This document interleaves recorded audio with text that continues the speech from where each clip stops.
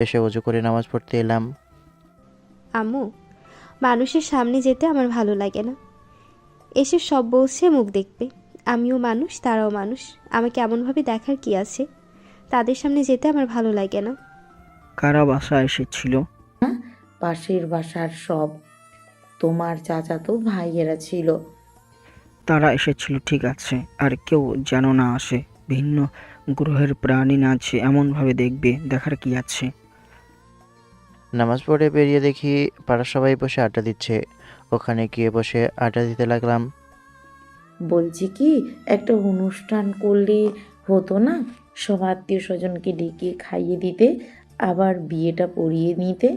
ওখানে কিভাবে কেমন হয়েছে কে জানে। আমিও তেমনই ভাবছি। দেখি আজকে ইনভাইট কার্ড ছাপাতে দিয়ে আসবো। একটু আড্ডা দিয়ে বাসায় এসে রুমে এসে দেখি ফোন নিয়ে কারোর সাথে কথা বলছে, তাও আবার আমার ফোনে। আমার ফোনে কার সাথে কথা বলছো? আপনি যাকে খুঁজছেন সে চলে এসেছে। এই নিন আপনার ফোন। সে নিজেকে আপনার গার্লফ্রেন্ড দাবি করছে। গেল। আজকে শুধু কপালে দেখি বাস লেখা আছে। আনিকার দিকে তাকিয়ে আছি, আনিকা আমার দিকে তাকিয়ে আছে আর ইশারা করে ফোন নিয়ে যেতে বলছে। গিয়ে ফোন নিয়ে কেটে দিলাম। ফারজানা পুছিল। আনিকার ফেস থেকে বোঝা যাচ্ছে তার বেশ খারাপ লেগেছে বা বেশ কষ্ট পেয়েছে। আর লাগবেই না বা কেন? বুঝেছিলাম যে আপনার কেউ আছে। খোদার কসম, তার সাথে আমার রিলেশন নেই। এটা সত্যি যে আমি তার পিছনে ঘুরেছিলাম। ট্যুরে যাবার আগ পর্যন্ত ঘুরেছি এবং তোমার সাথে বিয়ে হবার 2 দিন আগ পর্যন্ত মেসেজ দিয়েছি, কল করেছি। কিন্তু তারপর থেকে আর কিছু করিনি, বিশ্বাস করো। আচ্ছা, বিশ্বাস করলাম। পাশে শুয়ে পড়লাম। আবার ফোন দিয়েছে, এবার দিলাম ব্লক। আনিকা অন্য পাশে মুখ করে রেখেছে, মনে হচ্ছে কান্না করছে। ঘুরে দেখি সত্যি কান্না করছে। চোখের কোণ দিয়ে জল গড়িয়ে গড়িয়ে বালিশের উপর পড়ছে। পাশে টেনে বুকে জড়িয়ে ধরলাম। বুকে মুখ গুজে এবার ফুঁপিয়ে কেঁদে উঠল। কী করবো বুঝতে পারছি না, আর কি বলবো সেটাই বুঝতে পারছি না। এই বালটার কি হয়েছে বুঝলাম না। ফোন দিতে গেল কেন? আপনি আমাকে ওখানে ডিভোর্স দিয়ে দিতেন, তাহলে তেমন হতো না। এমনভাবে কষ্ট পেতাম না। কেন যেন সব ভালো আমার সাথেই হয়। বুঝলাম ভয় পাচ্ছে। যদি তাকে ছেড়ে দিই? এত ভয় পাওয়ার কিছু নেই। আমি কোথাও যাচ্ছি না। তোমাকে ছেড়ে দেওয়ার জন্য এখানে নিয়ে আসিনি। যদি ছেড়ে দিতাম তাহলে ওখানে ডিভোর্স দিয়ে দিতাম। সারা জীবন এমনভাবে পাশে রাখবো বলেই তো নিয়ে এসেছি। ছেড়ে দিবেন না তো? কক্ষনো না। বললাম না, ডিভোর্স দিলে তখনই দিয়ে দিতাম। বুক থেকে মাথা সরিয়ে চোখ মুছে কপালে একটা চুমু দিয়ে বললাম, এত সুন্দর বউ রেখে কেউ অন্যদিকে চোখ দিবে? আমি আমার বউকে ভালোবাসি। বুকে জড়িয়ে নিলাম। চুপ করে আছে। শুয়ে থাকতে থাকতেই ঘুমিয়ে পড়ি। বিকেলে আনিকার ডাকে ঘুম ভাঙলো। বলো। নামাজ পড়বেন না? ওঠেন। আব্বু কি বলেছে ভুলে গেছেন? না, ভুলবো কেন? উঠে বসে গেছি। বাইক হাতছাড়া করা যাবে না। ওটা আমার দ্বিতীয় বউ। বউ মানে? না মানে আমার বাইককে বউয়ের মতোই মনে করি, তাই বললাম। কোমরে হাত দিয়ে আমার দিকে রাগী দৃষ্টিতে তাকিয়ে আছে। এমনভাবে বসে থাকলে না জানি কি কি শুনতে হবে।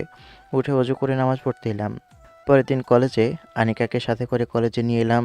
এখানে ভর্তি করাবো তাই। হেঁটে নাকি পড়তে চাই। আব্বু পারমিশন দিল, তাই নিয়ে এলাম। দোস্ত, ওর সাথের মেয়েটা কে? তোর সতীন না তো? তার জন্য এমন করছে না তো? আমি কিভাবে বলবো? হয়তো কাজিনদের মধ্যে কেউ আছে। গতকাল আমার সাথে মশকরি করে ব্লক করেছে। আজকের প্রতিশোধ নেব। আমাকে ব্লক করে ওর সাহস কত, হ্যাঁ? গতকাল আবার কি করেছে? মেয়েলি কণ্ঠে কথা বলে বলল সে নাকি তার বউ। বলেই ফোনটা কেটে দিল। আবার ফোন দিলাম, তখন ব্লক করে দিয়েছে। দাঁড়া তুই, ওর ব্যবস্থা আমি করে আসছি। এদিকে আসছে কি জন্য বুঝলাম না। আনিকার হাত ধরলাম। হাত ধরে হাঁটতে লাগলাম। সামনে আসতেই, আপু কেমন আছেন? পরিচিত হয়ে নিন, এটা আমার বউ আনিকা। আমার কথা শুনে তার হাসি মাখা মুখটা ফাটা বেলুনের মতো চুপসে গেল। বউ মানে? তুই আমার সাথে মশকরি করছিস? কী যে বলেন না আপু, আমার এতটাও দুঃসাহস হয়নি যে আপনার সাথে ফাজলামি করব। সত্যি এটা আমার বউ। বলেছিলেন না আমি পরিবর্তন কেন হয়েছি? এজন্য আমি পরিবর্তন। আসলে ঘুরতে গিয়ে বউ কুড়িয়ে পেয়েছি। তোর হাসি আমি ভালো করেই বের করব। বউ কুড়িয়ে পাওয়া যায়? হুম? এই মেয়ে, তুমি আকাশের কে? বিশ্বাস না করলে কিছু করার নেই। চলো প্রিন্সিপালের কাছে গিয়ে কথা বলি। হাত ধরে পাশ কাটিয়ে আসতে যাব, তখন আমার হাত ধরলো। আপনি আমার হাত ধরলেন কেন? তুই এমনভাবে ইগনোর করছিস কেন? হাত ছাড়িয়ে বললাম, ইগনোর করার কি দেখলেন? সেটা যাই হোক, এখন এমনভাবে আমার হাত ধরবেন না। আমাকে কোনো প্রকার স্পর্শ করবেন না। আমি করব, তাতে কার কি রে? আমার বরকে স্পর্শ করার অধিকার আপনার নেই। আর পরপুরুষকে এমনভাবে স্পর্শ করা হারাম। আপনি এসব জানেন না আপু? এই মেয়ে, তুই চুপ থাক। আমাদের মাঝে কথা বলবি না, না হলে তোর জন্য সেটা ভালো হবে না। আমার বরকে নিয়ে কিছু বললে অবশ্যই আমি চুপ করে থাকবো না। আমি ওনার বিয়ে করাবো। এই চলুন তো। চলো। দুজনে ওখান থেকে চলে এলাম প্রিন্সিপালের রুমে। প্রিন্সিপাল স্যারের সাথে কথা বললাম। কি রে, কি হয়েছে? তোর চোখে পানি কেন? আমি ভেবেছিলাম গতকাল আকাশ মেইলি কণ্ঠ নকল করে আমার সাথে কথা বলেছিল, কিন্তু আমার ধারণা ভুল ছিল। সত্যি ওটা মেয়েই ছিল, আর ওই মেয়ে ওর বউ। ধুর, মিথ্যা বলছে। বিয়ে হলে জানতে পারতি না? হয়তো তোকে জেলাস ফিল করানোর জন্য এমন করেছে। হতে পারে। এর শোধ আমি কড়ায় গন্ডায় উঠিয়ে নেব। এই তুই এদিকে আয়। আবার কি হলো? আসছি, যা শুনে আসছি। আর হলোটা কি? আকাশের সাথে ওই প্যাকেটটাকে, চোখ ছাড়া তো কিছুই দেখা যায় না, প্যাকেটই বলা চলে। ও, ওটা ওটা তো আকাশের বউ, অনিকা। আর প্যাকেট বলছেন কাকে?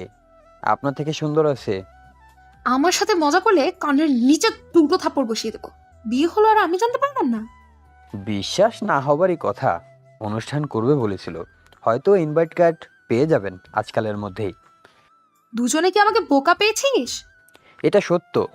আমরা ট্যুরে গিয়েছিলাম একসাথে বান্দরবনে, তখনই এই অঘটনা ঘটলো।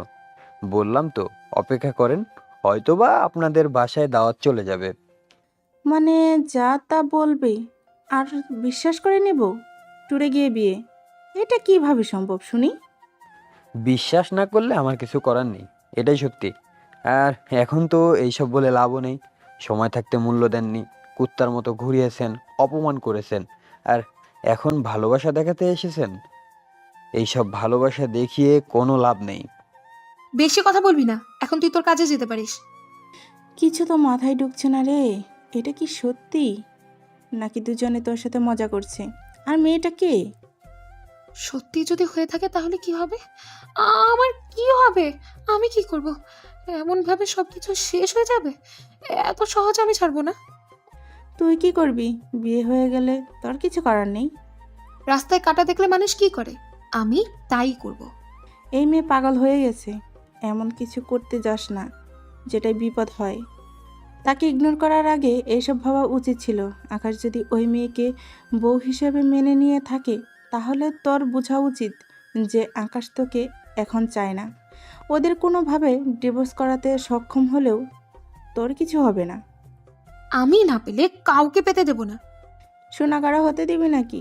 অলরেডি তাদের বিয়ে হয়ে গেছে, সব কিছুই হয়ে গেছে। হয়তো কিছুদিন পর তোকে আন্টি বলবে। এখন তুই চুপ থাকবি? প্রিন্সিপাল স্যারের কেবিন থেকে বেরিয়ে কেরানি স্যারের কাছে এসে বাকি কাজ শেষ হতে হতে ক্লাসের সময় হয়ে যায়। তাই আনিকাকে সেকেন্ড ইয়ারের ক্লাসরুম দেখিয়ে আমি আমার রুমে এলাম। এসে রাকিবের পাশে বসে ক্লাসে মন দিলাম। কিরে, এই মেয়ে সেই মেয়েটা তো সেকেন্ড ইয়ারের ক্লাসরুমে কি করে?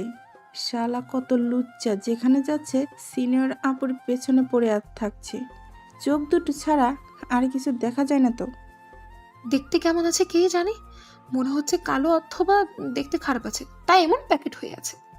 চোখ দেখে মনে হচ্ছে সুন্দর আছে। চোখের আশেপাশে মেকআপ করে রাখতে পারে। আজকে বিকালে ওদের বাসায় গিয়ে দেখে আসবো, আসল ঘটনা কি সেটা দেখে আসবো, শুনে আসবো। তাহলে তো সব কিছু জেনে যাবি। ওখানে গেলেই তো সব প্রশ্নের উত্তর পেয়ে যাবি।